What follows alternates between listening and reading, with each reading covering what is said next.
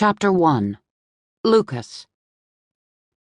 Lucas McGavin stared at the red ketchup stain on the crown of his new silver-gray 10X Stetson and wondered if it was an omen. He'd bought the hat at Walt's Feed and Seed specifically for this trip to the National Finals rodeo. It was the first new hat he'd purchased in 10 years. Before sitting down to eat, he should have taken it off and placed it, like he'd been taught by his grandpa Kit, crown down on the bench seat of this all-night diner on the Las Vegas Strip. Then the stain would have been on the inside brim rather than right out front for everyone to see. He contemplated the spot with annoyance. It resembled a child's crude drawing of Florida. The hat had cost him almost $200. What a fool he was. Who was he trying to impress? The ketchup had come from the fork of a hyperactive 3-year-old in the next booth. The sorrel-haired boy, waving his fork around like he was leading a marching band, screamed at an unearthly pitch that made Lucas momentarily consider a vasectomy, despite being single, only 35, and not particularly fond of needles. What was a toddler doing up at 1:30 in the dang morning? "Sorry, buddy." The boy's father caught Lucas's eye and smirked. "He's a pistol. Future bull rider."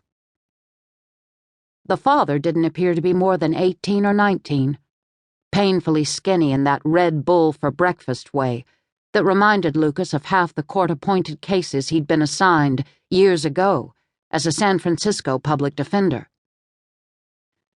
The guy's accent carried a spongy twang. Oklahoma or East Texas, Lucas would bet, if he were a betting man. "No worries," Lucas said, though he was doing exactly that. He moved the hat to the other side of him in case the toddler decided to reload. The boy appeared to be eyeing the pool of salsa covering his dad's half-eaten huevos rancheros. Where was this kid's mama? "Here to watch the young guy's rodeo?" the young man asked, his smirk stretching a half-inch bigger. Lucas was tempted to prick his smug balloon and say he was in the national finals, that he'd been a champion bull rider since high school, that he'd earned 6 figures rodeoing last year. He hated that this guy assumed he was too old to be anything but a spectator. But he'd never been good at lying. "I've got a booth at Cowtown Christmas," he finally said. His inability to bluff was something that proved a problem for him as a public defender when he could not help giving away with his exasperated expression that, most of the time, he thought his client was guilty. Like his 2 older brothers, Lucas had done a little high school rodeo back in Cardinal. Dad had expected, no, demanded their participation. But Lucas had only tolerated it. Using rodeo skills to actually work cattle, getting the job done with branding and castrating calves was one thing, but the sport of rodeo had always seemed ultimately pointless to him. Too many times it was an 8-second ride right to the hospital's brain trauma unit. Then again, he was not one of those guys addicted to adrenaline. "That right. What you selling?" "I'm a saddlemaker." The guy picked up a used toothpick from his plate and stuck it in his mouth. "You make a lot of money doing that?"